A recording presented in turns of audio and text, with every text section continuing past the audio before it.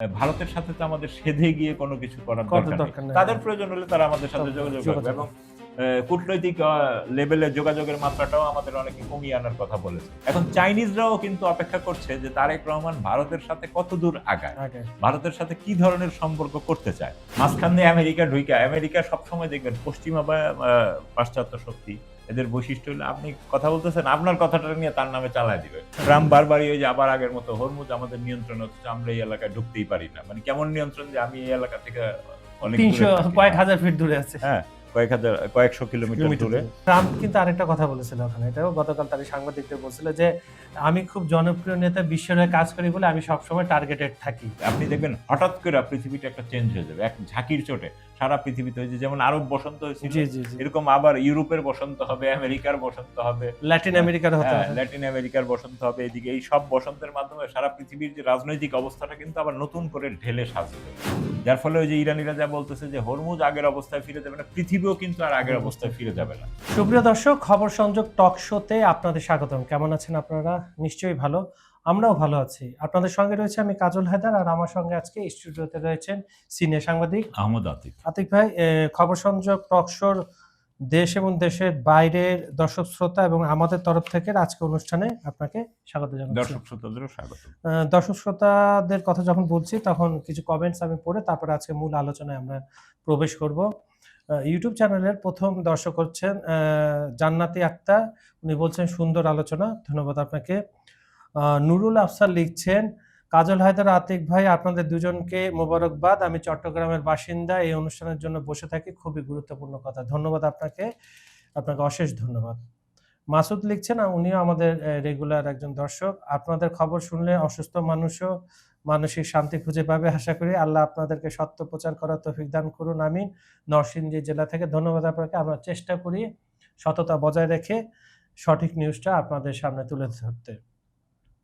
Hosne Ara ID থেকে হেলাল উদ্দিন জমিরি, উনি টেকনাফ উপজেলা কক্সবাজার থেকে দেখেন, উনি লিখছে, আমার সালাম নেবেন, আশা করি ভালো আছেন। ভারত প্রধানমন্ত্রীকে নেবার এত আগ্রহ কেন, বিস্তারিত বলেন, খুশি হব। আচ্ছা, একটা পর্যায়ে একটু বলেন, দাওয়াত দিয়েছে 2টা অনুষ্ঠানে, এটা একটু আমাদের দর্শক জানতে চেয়েছে। ওনার নাম হচ্ছে আপনার হেলাল উদ্দিন। আচ্ছা আচ্ছা, এমডি মইনুদ আহমেদ লিখছেন, various private international news channel talk about the possibility of using nuclear bombs since is never limited to one place. North Korea and China are already successfully testing hydrogen bomber that are several times more powerful than nuclear bombs. It is impossible for anyone to say whether any country is secretly trying to discover more powerful state-of-the-art technology weapons. So far, America has only used a nuclear bomb in 2 cities in Japan during the last day of World War II, killing all the ordinary people in the city. There is no need for this, but it's happened. Thank you very much for your thoughtful comment. We appreciate that you comment to us. Thank you very much again. Rahman marine লিখছেন, আসসালামু আলাইকুম। ওয়ালাইকুম আসসালাম। আমি ইউরোপের একটা দেশ থেকে আপনাদের প্রোগ্রাম দেখছি। দেশের নাম বলে ফেলবেন, আপনার কোন দেশে কোন জায়গায় থাকেন এটাও বলে ফেলবেন, আমরা বলবো। এমডি আলম লিখছেন, আসসালামু আলাইকুম, খুব সুন্দর গঠনমূলক বন্ধুত্বপূর্ণ আলোচনা, এর জন্য ভাইয়া আপনাদের ধন্যবাদ হয়। জয় ফিলিস্তিনে, জয় ইরান। ধন্যবাদ আপনাকে।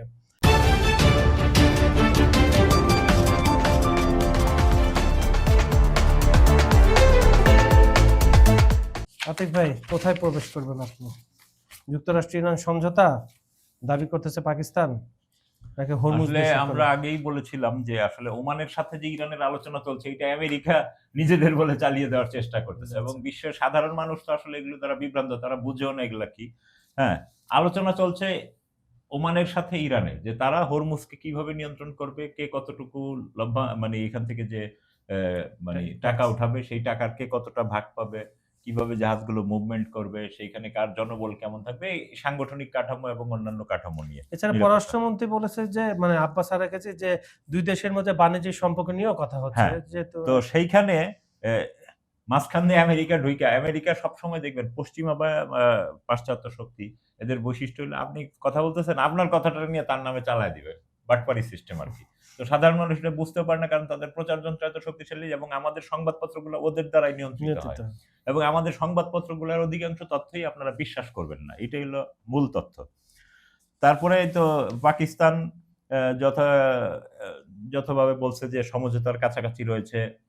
তারপরে কাতার বলেছে যে হরমুজ দিয়ে জাহাজ চলাচল, ইরান ও ওমানের আলোচনা অগ্রসর পর্যায়ে রয়েছে। তো ইরান ও ওমানের আলোচনা অগ্রসর পর্যায়ে রয়েছে, এখানে আমেরিকার কি? সেটাই। হ্যাঁ, তারপরে পাকিস্তানের প্রধানমন্ত্রী খাজা আসিফ যে প্রতিরক্ষা মন্ত্রী, উনি মার্কিন যে ব্লুমবার্গ নিউজকে গতকাল এক সাক্ষাৎকারে জানান যে পরিস্থিতি শান্তি বা চুক্তির অনুকূলে এগোচ্ছে। হ্যাঁ, এটা তো স্বাভাবিক। ওমানের সাথে যদি ইরানের শান্তি চুক্তি হয়, এখানে হরমুজ করলে তো এটা তো একটা শান্তি। এবং মার্কিনিরাই খোদ মার্কিন বিভিন্ন সিনেটররা বলছে যে মধ্যপ্রাচ্য বা পশ্চিম এশিয়ার দেশগুলো ইরানের এই বিষয়টা মেনে নিয়েছে। তার মানে এখানে আমেরিকার আর করার কিছু নেই। আমেরিকা এখানে মানে কেটে পড়া ছাড়া, এবং নিজেদের ঘাঁটি-গুটি তল্পি-তল্পা সহ এখান থেকে চলে যেতে হচ্ছে।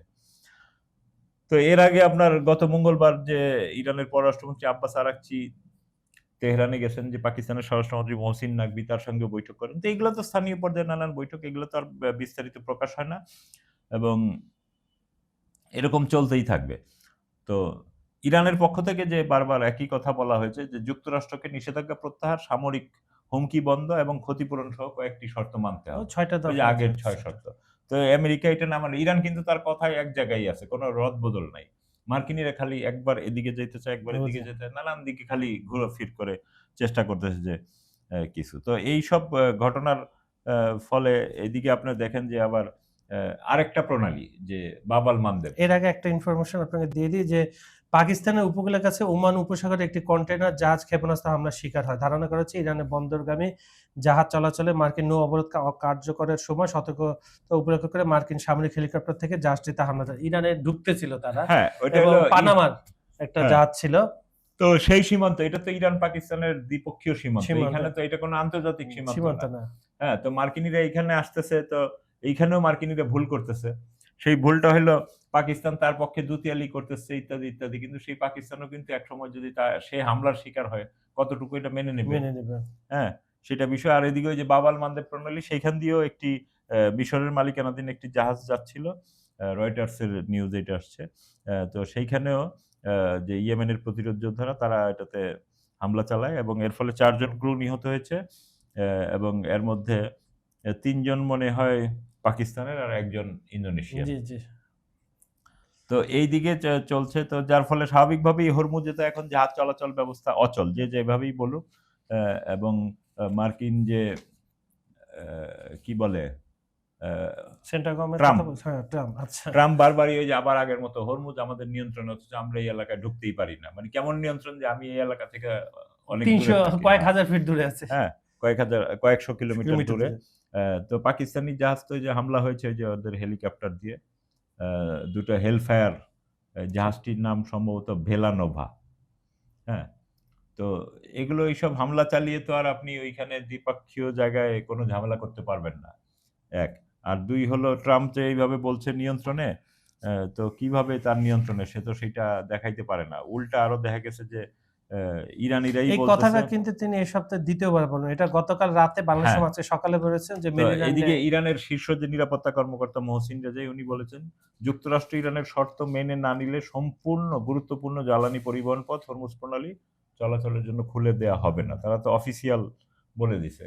তো ট্রাম্প যতই শর্ত দেখ, আমি আমার কাছে আটকো থাকা টাকা দিব না, ওখান থেকে আমার নিহত সৈন্যদের ক্ষতিপূরণ দিব, ইরানের নিহত আন্দোলনের ক্ষতিপূরণ দিব। পৃথিবীতে এই পর্যন্ত কোনোদিন শুনছেন যে যুদ্ধের ক্ষতিপূরণ? না, মানে যুদ্ধের ক্ষতিপূরণ না। আমার দেশের জনগণ কোনো কারণে রাজনৈতিক মতবিরোধ আছে আমার সাথে, সে আন্দোলন করছে, মারপিটের শিকার হয়েছে, নিহত হয়েছে, তার ক্ষতিপূরণ আবার তৃতীয় দেশ দাবি করে ওই দেশে আটকে থাকে। মানে টাকা মাইরা দেওয়ার ধান্দা আর কি। আমেরিকানরা হলো সারা দুনিয়া থেকে অর্থ সম্পদ মাইরা দেওয়ার যে ধান্দা, সেইটা আর কি। তো এখন যেই অবস্থা দাঁড়াইছে যে ইরানের যে নতুন যে রাহাবার, উনি তার যে সেনাবাহিনীকে ভিন্ন ফরম্যাটে আবার সাজিয়েছেন। তাদের তো জানেন যে একটা আলাদা বিশেষ বাহিনী আছে, সেইটার ৬টা আলাদা ইউনিট আছে, ৬টার ৬ ধরনের কার্যক্রম চলে। আবার রেগুলার যে আর্মি, সেটার ৪টা ইউনিট আছে, সেটার ৪টা ৪ রকম। মানে আর্মি মানে আর্মি, নেভি, এয়ারফোর্স, আবার ওদের হলো কি মিসাইল ফোর্স বলে, ড্রোন ফোর্স, তারপরে অ্যারোস্পেস ইউনিট, নানান ধরনের। মানে আমরা এগুলা আলোচনাও করতে পারি না। ইউরোপে আছে কিছু কিছু। হ্যাঁ, ইউরোপের কিছু কিছু। তো এই সব অবস্থায় গিয়ে যখন যুদ্ধটা কিন্তু একটা আবারও মানে ইরান একদম পূর্ণ প্রস্তুতি, কারণ ওরা জানে যে আমেরিকান বা ইসরায়েলিরা একটা নতুন করে আক্রমণ করবে, ইসরায়েল তো করবে বলেই হ্যাঁ। দিছে তারা তো স্বাভাবিকভাবে ইরান এটার সম্পূর্ণ প্রস্তুতি নিতেছে, এখনো তাদের দেশে নানান ধরনের মহড়া টহরা চলছে, হ্যাঁ, এর মধ্যেই। তো এর ফলে মানে মার্কিনীরা যতই চেষ্টা করুক যে তারা ইরানকে হারিয়ে দেবে, এটা মার্কিন সিনেটর এবং মার্কিন রাজনীতিবিদরা এখন কিন্তু বলা শুরু করেছে, এবং মার্কিন যুক্তরাষ্ট্র এবং ইউরোপের ভিতরে কিন্তু জনগণ কিন্তু ধীরে ধীরে ফুঁসে উঠছে। যে কোনো সময় তাদের বিক্ষোভটা কিন্তু একটা ভয়াবহ আকার ধারণ করতে পারে। এবং আপনি খেয়াল করবেন, শুধু ইউরোপ আমেরিকা না, মধ্যপ্রাচ্যের দেশগুলো আমরা যেটা বলতেছি যে সৌদি আরব এই মক্কা ঘোষণা দিয়ে জোট বানাইছে, এই সব দেশের ভিতরেও কিন্তু মানুষজন ক্ষোভে ফুসতেছে, কিন্তু প্রপার সময় পাইতেছে না। আপনি দেখবেন হঠাৎ করে পৃথিবীটা একটা চেঞ্জ হয়ে যাবে এক ঝাঁকির চোটে সারা পৃথিবীতে হয়েছে। যেমন আরব বসন্ত হয়েছিল, এরকম আবার ইউরোপের বসন্ত হবে, আমেরিকার বসন্ত হবে, ল্যাটিন আমেরিকার হতে হবে, ল্যাটিন আমেরিকার বসন্ত হবে। এদিকে এই সব বসন্তের মাধ্যমে সারা পৃথিবীর যে রাজনৈতিক অবস্থাটা কিন্তু আবার নতুন করে ঢেলে সাজবে। যার ফলে ওই যে ইরানিরা যা বলতেছে যে হরমুজ আগের অবস্থায় ফিরে যাবে না, পৃথিবীও কিন্তু আর আগের অবস্থায় ফিরে যাবে না। এবং এই যে এই সব ঘটনায় কিন্তু ওই যে যথারীতি জ্বালানি তেলের দাম কিন্তু ধীরে মানে গতকাল পর্যন্ত একটা লম্বা হঠাৎ করে বেড়ে গেছিল, এখন বেড়ে যাওয়াটা হঠাৎ করে বেড়ে একটু স্থির আছে, মানে অল্প কয়েক সেন্ট বাড়তেছে, কিন্তু বেড়ে যাওয়া অব্যাহত আছে। যেমন সর্বশেষে একটু আগে দেখলাম যে ব্রেন্ট ক্রুড হলো $89.41 পার ব্যারেল, আর WTI ক্রুড হলো $83.63। ওটা বলে যে $90 প্রায়, হ্যাঁ, ইটস অ্যারাউন্ড 90। এবং আমার ধারণা যে যদি আরেকটু খোঁচাখুচি হয় এই সপ্তাহে এটা আরো ক্রস করবে, 100 এর কাছাকাছি আবার পৌঁছে যাবে এবং ক্রসও করতে পারে। মানে এখন যে কোনো একটা স্ফুলিঙ্গ হইলেই ধাপ করে এটা 100 ক্রস করে ফেলবে। হ্যাঁ, তো সে তখন কিন্তু এটা একটা ভয়াবহ অবস্থা হবে। সেই ভয়াবহ অবস্থার প্রভাব কিন্তু পৃথিবীর অন্য দেশে পড়ুক বা না পড়ুক, বাংলাদেশে ভয়াবহভাবে পড়ছে। অলরেডি আমাদের গ্রামাঞ্চলের মানুষজন কিন্তু কারেন্ট পাচ্ছে না। আমাদের শহরে একই এবং অবস্থা, শহরের অবস্থা মানে শহরে কারেন্ট দিয়েও ভুলায় রাখতে চায় আর কি সরকার, তাও লোডশেডিং হচ্ছে শহরে বিভিন্ন জায়গায়। তো এইটা কিন্তু একটা খুব বাজে অবস্থা যে সব দেশই ভুগবে এটার জন্য। তো এখন দেখা আতিক ভাই, আপনার একটা আমি ভিডিও দেখেছিলাম, সেই ভিডিও প্লাস লেখাও পড়েছিলাম, সেটাতে আমি দেখেছিলাম যে ল্যাটিন আমেরিকায় কিভাবে ইসরায়েল তাদের পাপেট সরকার বসাচ্ছে। আমরা দেখেছি আর্জেন্টিনার কথা আপনি বলবেন, তারপরে কলম্বিয়ার কথা বলবেন, সর্বশেষ ভেনেজুয়েলা দেখেন। আমরা জানতাম যে আমেরিকান পাপেট, এর জন্য তারা 17 বছর পর ইসরায়েলের সাথে কিন্তু কূটনীতিক সম্পর্ক আবার মাদুরা এটা তো বিচ্ছিন্ন ছিল না। এটা নিয়ে যদি একটু বলতেন। আচ্ছা, মূল বিষয়টা হলো যে ল্যাটিন আমেরিকান দেশগুলো কিন্তু আসলে এক ধরনের আধা দরিদ্র। হ্যাঁ, তারা দরিদ্র না, আধা দরিদ্র বা মধ্যবিত্ত টাইপের দেশ বলতে পারি। তাদের তো তেল আছে, তাদের প্রাকৃতিক সম্পদ আছে, কিন্তু ওইখানেও কিন্তু প্রাকৃতিক সম্পদগুলা বা কৃষিজি সম্পদ, এগুলা খনিজ এবং কৃষি, এই সম্পদগুলা সাধারণ মানুষের কল্যাণে ব্যবহৃত হয় না। তারা করছে কি, খুব সুন্দর সুন্দর রাস্তাঘাট করে রাখছে। মানে সব জায়গায় আপনি দেখবেন যে জায়গায় সম্পদ আছে, সম্পদটা লুটপাটের জন্য তারা ওইখানে খুব ভোগবিলাসটারে গ্যারান্টি দেয়। এগুলো ছিল একটা বিষয়। আর এবার কিন্তু আরেকটা মজার ব্যাপার ঘটছে যে গত কয়েকদিন যাবত যে আলোচনায় যে ট্রাম্প খাবারের ট্রাকে করে পালাইছে তুরস্কে। হ্যাঁ, তো এইটা হলো ট্রাম্প আবার একটা বক্তব্য দিচ্ছে। সে বলছে যে ইরানিরা আমাকে হত্যার চেষ্টা করছিল, তাই ট্রাকে করে আমাকে স্থানান্তর করা হয়। হ্যাঁ, তারপরে ধরেন এই আজকে দেখলাম যে ইরানের যে মুস্তাফা খামেনি গ্র্যান্ড লিডার, ওনার কার্যালয়ে একটা ছবি প্রকাশ করছে। সেই ছবিতে দেখা গেছে যে ট্রাম্প একটা গলফ কোর্সে খেলতেছে, তার পাশেই গলফ কোর্সের পাশেই বিভিন্ন ট্রাম্প মানে ড্রোন বিরোধী প্রতিরক্ষা ব্যবস্থা মোতায়েন করা হয়েছে। তো ইরানি সেই দফতর থেকে বলা হয়েছে যে নিজের দেশেই যে নিরাপত্তা ফিল করে না, হ্যাঁ, তো সে কিভাবে। তো আর ট্রাম্প কিন্তু আরেকটা কথা বলেছিল ওখানে, এটাও গতকাল তার সাংবাদিকদের বলছিল যে আমি খুব জনপ্রিয় নেতা, বিশ্বের হয়ে কাজ করি বলে আমি সবসময় টার্গেটেড থাকি। হ্যাঁ, তো তারপরে যে এদিকে আপনার ইরানের যে পররাষ্ট্র মন্ত্রণালয়ের মুখপাত্র ইসমাইল বাকাই, তিনি কিন্তু বলেছেন যে এই যে ইরানের বিরুদ্ধে নানান ধরনের পরমাণু বিষয়ক অভিযোগ দেয়, এগুলো সম্পূর্ণ ডাহা মিথ্যা কথা। এগুলা IAEA এর তথ্যেও এসেছে। আর আরো যেই বিষয়টা আসছে এখন সবার সামনে, যে সিরিয়ার সাবেক প্রেসিডেন্ট যে বাশার আল আসাদ, তাকে যে ক্ষমতা থেকে সরানো, তার আরেকটা অন্যতম কারণ এখন বেরিয়েছে। সেই বাশার আল আসাদও পরমাণু আচ্ছা। প্রকল্প নিয়ে কাজ করেছিলেন এবং সেইটা এটা কি ধ্বংস রাশিয়ার সহায়তা ছিল? না, উত্তর কোরিয়া এবং কেউ বলে ইরানের কিছু সহায়তা ছিল। আচ্ছা, আচ্ছা। তো সেই কারণেই তাকে সরে যেতে হয়েছে। বেসিক কারণ হলো জ্বালানি এবং এই পরমাণু হুম। প্রকল্প। এইসব কি আমেরিকানরা করে কি ওগুলোকে আড়াল করার জন্য সামনে নিয়ে আসে শিয়া সুন্নি নানান ধরনের বিষয়, ক্ষমতায় টিকে থাকার বিষয়। তো মধ্যপ্রাচ্যের সবগুলা দেশের যে রাজারা, এরা কিভাবে বাশার আল আসাদরে যদি আপনি বলেন যে সে স্বৈরাচার এইটা সেটা। তো মধ্যপ্রাচ্যের দেশগুলার বাদশারা কি? তারা কি স্বৈরাচার না? না, তারা কি জনগণের ভোটে নির্বাচিত? না তারা আমেরিকান ভোটে তারা কি নির্বাচিত। জনগণের উপর টর্চার করে না? তারা তো কিছু হইলেই জনগণকে ধরে নিয়ে আসে। খোদ নিজের আরব আমিরাতের যে রাজপরিবার তারা জি। নিজের মেয়েদেরকে পর্যন্ত জেলে ভরে ফেলছে। নিজের ওয়াইফকে জেলে হাড় কিটে বানায় ফেলছে। সৌদি এই যে বর্তমান যুবরাজ তার কতজন ভাইকে জেলে ভরে রাখছে। হ্যাঁ? তো এবং তাইলে একটা তো রাষ্ট্রদূতকে আমাদের হ্যাঁ, মানুষগুলা কেমন অদ্ভুত এই সাধারণ মানুষ। এরা এটা চিন্তাও করতে পারে না যে আমি একদিকে আমার পক্ষে গেলে আমি খালি একটা শুই না, আমার আবেগে লাগছে আমি বুঝি হুম, যে ওইটাই। কিন্তু আসলে তো এগুলো সব বোগাস। এখানে ধর্মীয় কোনো বিষয়ই ছিল না সিরিয়ার বাশার আল আসাদকে। ওইখানে হইলো তেল বাণিজ্য তুরস্কের, হ্যাঁ, আমেরিকার, ইসরায়েলের তাদের সবার ওইখানে তেলের বাণিজ্য এবং এই লোকটি পরমাণু শক্তি অর্জন করতে যাচ্ছিল। এইটাই হলো তার মূল প্রবলেম এবং এই সিরিয়ার এই পরমাণু প্রকল্প মাত্র এই গত মাসে জুলাই মাসে আইএই এবং আমেরিকার সাথে চুক্তি হয়েছে এবং ইসরায়েল বলছে যে এই কোন উপাদান সিরিয়ায় রাখা যাবে না। আচ্ছা। এবং এগুলো এই বছরের শেষ নাগাদ সরিয়ে নেবে সিরিয়া থেকে। মানে এই উপাদানই সিরিয়ায় রাখতে দিবে না। আচ্ছা। তো এইগুলা হইল একটা বিষয়। আর আরেকটা সবচেয়ে আকর্ষণীয় বিষয় যেইটা মানে কোন সংবাদ মাধ্যমে খুব একটা আসছে কিনা আমাদের দেশের হয়তো যুগান্তর বা এগুলো আ ছাপছে কিনা ছাপতে পারে। যে মার্কিন যে বিমানবাহী রণতরী ইউএসএস আব্রাহাম লিংকন আচ্ছা। এইখানে ইউএস নেভির সৈন্যদের মধ্যে নিজেদের মধ্যে সংঘর্ষ হয়েছে এবং এই সংঘর্ষে ৭ জন নিহত হয়েছে। কি বলেন? ৭ জন নিহত হয়েছে এবং বেশ কিছু আহত হয়েছে। তারা সেই এবং এটা ইরানের তাসনিম নিউজে প্রকাশ করেছে। অ্যা কারণ কি? কারণ হইল মানে বর্তমান ইতিহাসের সবচেয়ে দীর্ঘতম সময় ২০৮ দিন তারা একাধারে সাগরে সাগরে আছে, ভাসতেছে। ভাসতেছে। তাদের সাধারণ পরিবারের সাথে যোগাযোগের ফোন-টোন সব বন্ধ করে রাখছে। হ্যাঁ? যার ফলে তাদের পরিবাররা মার্কিন যুক্তরাষ্ট্রে বিক্ষোভ করছে যে, "আমার সন্তানদের কি অবস্থা আমরা জানি না বেঁচে আছে না মারা গেছে।" আবার এইদিকে সাগরে থাকলে আপনি জানেন সি সিকনেস এক সেক ধরনের ব্যাপার একটা আছে। জিনিস যাই হয়। তো এইখানে যেটা জানা গেছে যে সেন্টকমের যে চিফ ব্র্যাড কুপার এই অসন্তোষ করার জন্য সেখানে যান এবং তাদের ডেকে ওঠায় বক্তব্য তাদের শান্ত করার জন্য বক্তব্য দেন। এই সময় তাকে ধ্বনি দেয় ভুয়া, ভুয়া কয়ে এবং একই সাথে তারা পানির বোতল ছুঁড়ে মারে তার দিকে এবং এই সময় তারা এক পক্ষ আবার তাদের সরকারের পক্ষের লোকজন তারা থামাতে যায়। থামাতে গেলে উভয় পক্ষের সংঘর্ষ হয়। এই সময় ছোরা এবং ধারালো জিনিসপত্র দিয়ে একে অপরের আঘাত করে এবং এই ঘটনায় ৭ জন নিহত হয়। তো এগুলো কিন্তু মানে আলোচনায় সারা বিশ্বের নিউজের মধ্যে আসে না। যেহেতু এগুলা মার্কিনীদের নেগেটিভ নিউজ। আর আরেকটা হলো যে এইসব ঘটনার মধ্যেই সিরিয়ার যে বর্তমান সরকার সে কিন্তু বাশার আল আসাদের অনুপস্থিতিতে তার বিচারে তাকে, তার ফ্যামিলি, তার হুম, কাজিন-টাজিন ওদেরকে শাস্তি দিয়েছে। কারো যাবজ্জীবন কারো মৃত্যুর জন্য। আর বাশার আল আসাদকে মৃত্যুদণ্ড দিয়েছে। আর এর মধ্যেই আমাদের যে এক ভাই হ্যাঁ, প্রশ্ন করেছিলেন।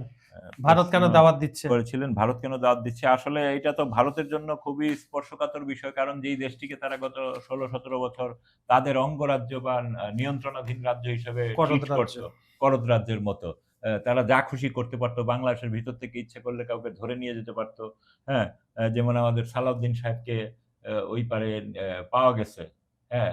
ধরে নিয়ে যাওয়া তো আর বলে না, বলে ওই পারে পাওয়া পাওয়া গেছে। গেছে। পাওয়া যাওয়ার পর ইন্ডিয়ানরা তাদেরকে ওইখানে রাখছে এবং আজকে যে সম্ভবত সুবীর ভৌমিকের একটা আ দেখছিলাম YouTube এ। উনি বলতেছে যে, "সালাউদ্দিন সাহেব আপনি যে আমাদের রয়ের কর্মকর্তার সাথে হাত পাও ধরতেন, হ্যাঁ? সেটা কিন্তু আমরা প্রকাশ করি না।" আচ্ছা। হ্যাঁ? তার যে মানে তুলে নিয়ে গেছেন এটা সত্যি হ্যাঁ। ঘটনা। এটাই আমরা ধরে তো নিই। তো এখন এইগুলা ইন্ডিয়া গত ১৭ বছর বাংলাদেশের উপর নানান ধরনের কার্যক্রম করছে। এইটা কিন্তু তাদের শত, শত বছরের কার্যক্রম। তারা কখনো বেঙ্গলের ডেভেলপমেন্ট চায় না এবং এই কারণেই দেখেন এখনো ভারতের পশ্চিম বাংলা সহ বিহার, উড়িষ্যা এই এলাকাটা কিন্তু ভারতের অন্যতম দরিদ্র পীড়িত এলাকা। হ্যাঁ? তো সেই সাথে বাংলাদেশে তো আমরা তো আমাদের প্রতিবেশী আমরা কখনোই তাদের সাথে খারাপ সম্পর্ক চাই না। কিন্তু তারা আ ইচ্ছে করেই আমাদের সাথে নানান ধরনের অসহনীয় আচরণ করে। সীমান্তে আমাদের মানুষ পাওয়ামাত্র গুলি করে। হ্যাঁ? তারপরে আমাদের সীমান্তে হরদম ঢুকে যায়। প্রায়ই ঢুকে আমাদের গরু-টরু চুরি করে নিয়ে যায়, মুরগি-টুরগি চুরি করে নিয়ে যায়। তো এগুলো একটা বিষয় আছে। তো এর মধ্যেই এখন তারা যে কোনো ভাবে চাচ্ছে যে বর্তমান সরকারের সাথে যেন একটা সুসম্পর্ক তৈরি করা যায়। এই জন্য তারা করছিল কি, যে নির্বাচনের পরেই তারেক রহমান যখন সরকার গঠন করে তখন তাদের একজন কে পাঠিয়েছিল ঢাকায়, এবং তখন তারেক রহমানকে এক ধরনের একটা আমন্ত্রণ জানিয়েছে, কিন্তু সেইখানে তিনি বাংলাদেশের প্রধানমন্ত্রী কিনা এই ধরনের কোনো কথা উল্লেখ নেই। তো এখন তারা পড়েছে ডাবল বিপদে। এখন কয় না, আমরা 2 ধরনের দাওয়াতে দিছি, একটা বিমস্টেকের চেয়ারপারসনের দেশ হিসাবে, কিন্তু সেইখান তো তারেক রহমানকে তিনি প্রধানমন্ত্রী কি না এটা তো উল্লেখ নাই। এবং এইসব বিষয়গুলো এবং কতটা সিরিয়াসনেস ভারত এখন সমস্যায় পড়ছে, এটা আপনারা খুব স্বাভাবিকভাবেই বিষয়টা দেখেন, যে কখনোই কিন্তু বাংলাদেশের প্রধানমন্ত্রীর সাথে ভারতীয় হাই কমিশনার বৈঠক কইরা কিছুক্ষণের মধ্যে দিল্লি চলে যান নাই ভারতের প্রধানমন্ত্রীকে রিপোর্ট করার জন্য। হ্যাঁ, এই প্রথমবার উনি এবং ভারতের রয়ের চিফ একই সময় ঢাকায় আসছে। আইসা আমাদের যে গোয়েন্দা সংস্থাগুলো এবং সেনাবাহিনীর উচ্চ পর্যায়ে তারা বৈঠক করেছে, বৈঠক করে বাংলাদেশের অবস্থানটা বোঝার চেষ্টা করেছে, এবং দ্রুত তারা সরাসরি নরেন্দ্র মোদীর সাথে রিপোর্ট করার জন্য চলে গেছে। তাগিদটা এখন তারা বেশি দিচ্ছে, এতেই বোঝা যাচ্ছে যে ভারত আসলে বাংলাদেশের সাথে সম্পর্ক রক্ষা করার তাগিদ, এবং বাংলাদেশের ভিতরেও নানান বিশ্লেষকরা বলছেন যে ভারতের সাথে তো আমাদের সেধে গিয়ে কোনো কিছু করার দরকার নেই। তাদের প্রয়োজন হলে তারা আমাদের সাথে যোগাযোগ করবে, এবং কূটনৈতিক লেভেলে যোগাযোগের মাত্রাটাও আমাদের অনেকে কমিয়ে আনার কথা বলেছেন। তো এগুলা ছিল ভারতের সাথে সাম্প্রতিক অবস্থা। এখন ভারতের সাথে সম্পর্কটা আবার বাংলাদেশের সাথে চীনের সম্পর্কের সাথে যুক্ত, কারণ চীনও কিন্তু বাংলাদেশকে নিরাপত্তার অনেক বিষয়গুলো আশ্বাস দিয়েছে। যেমন চীন থেকে সরাসরি বাংলাদেশের সড়ক যোগাযোগের কথা বলা হয়েছে। অনেকেই কিন্তু এটা ভুল করেন, অনেকে হয়তো বলতে চান, আরে ভাই এখানে তো মিয়ানমারের আরাকান আর্মি নানান বাহিনী আছে, এগুলা কিন্তু কেউ এটা জানেই না যে চীনের মিয়ানমারের সরকারও যেমন চীনের সাথে সম্পর্কযুক্ত, আরাকান আর্মি বা বিদ্রোহী এদের অস্ত্রই আসে চীন থেকে। এদের সবার সাথে চীনের সম্পর্ক, এবং চীনের প্রচুর নানান ধরনের এদিকে ব্যবসা বাণিজ্য ইন্ডাস্ট্রি আছে, যার ফলে চীন যদি এইদিকে রাস্তা করতে চায়, বাংলাদেশ সরকারের ইয়েস বলাটার জন্য চাইনিজরা অপেক্ষা করছে, কারণ প্রস্তাবটা কিন্তু দিয়েছে চীনা প্রধানমন্ত্রী, বাংলাদেশ কিন্তু দেয়নি, এটা বুঝতে হবে। তো এইটা কিন্তু আমাদের অনেকে বুঝতেছে না, কিন্তু এইটা খুবই সহজ ব্যাপার। চীনের সাথে এই জায়গায় কুনমিং এর সাথে আমাদের সরাসরি মান্দালয়, মিয়ানমারের যে মান্দালয় পর্যন্ত ওদের কিন্তু রেগুলার যাতায়াত আছে, এবং ইন্ডিয়ানরাও কিন্তু ওই যে উপর দিয়া মান্দালয় হইয়া বাই রোডে ব্যাংকক, থাইল্যান্ড এসব দেশে যায়। সো এইটা কিন্তু কোনো সমস্যা না, এটা আমাদের সরকারের সদিচ্ছার ব্যাপার। এখন চাইনিজরাও কিন্তু অপেক্ষা করছে যে তারেক রহমান ভারতের সাথে কত দূর আগায়, ভারতের সাথে কি ধরনের সম্পর্ক করতে চায়, এইটার উপর বেস করে কিন্তু তারা বাংলাদেশের পরবর্তী পদক্ষেপ অনেক আশ্বাস দিবে, কিন্তু আমাদের মেজারমেন্টটা যতক্ষণ তারা বুঝতে না পারবে যে আমরা আসলে তাদের, যেমন অলরেডি একটা কথা কিন্তু আবার আসছে যে চাইনিজ যে বিমানটা বাংলাদেশকে দেওয়ার কথা ছিল, এইটা হয়তো তারা দিবে না, এরকম একটা কথা আছে। কারণ কি, এইটার যেসব সফটওয়্যার অনেক স্পর্শকাতর জিনিস আছে, এবং আমাদের বিভিন্ন বাহিনীতে এখনো ভারতীয় আধিপত্য রয়ে গেছে। তারা যদি এইসব যন্ত্রের গোপন বিষয়গুলো ভারতীয়দের কাছে পৌঁছে দেয়, তো এই কারণে কিন্তু তারা বিশ্বাস করতেছে না বাংলাদেশের বাহিনীগুলোকে। আচ্ছা, হেলাল উদ্দিন সাহেব যিনি চট্টগ্রাম থেকে দেখছেন কক্সবাজার, উনি নিশ্চয়ই আপনার আতিক ভাইয়ের বিশ্লেষণটা বুঝে গেছেন। ধন্যবাদ আতিক ভাই, প্রতিটা বিষয় আপনি সুন্দর করে উপস্থাপন করেছেন। সুপ্রিয় দর্শক, আমাদের ভিডিওগুলো সম্পূর্ণ দেখে লাইক, কমেন্ট, শেয়ার করবেন। আপনারা পৃথিবীর কোন প্রান্ত থেকে আমাদেরকে দেখছেন সেটা লিখে পাঠান। আমাদের এখানে আন্তর্জাতিক এবং দেশে কোনো ব্যাপারে যদি আপনারা জানতে চান, আমাদের কমেন্ট করেন বা ইমেল করে জানাতে পারেন। বিজ্ঞাপন ও প্রমোশনের জন্য ডেসক্রিপশনে কিছু নাম্বার দেওয়া আছে, সেই অনুযায়ী আপনারা যোগাযোগ করতে পারেন। এই বলে আজকের মতো অনুষ্ঠানটা এখানে শেষ করছি। সবাই ভালো থাকবেন, সুস্থ থাকবেন। আল্লাহ হাফেজ।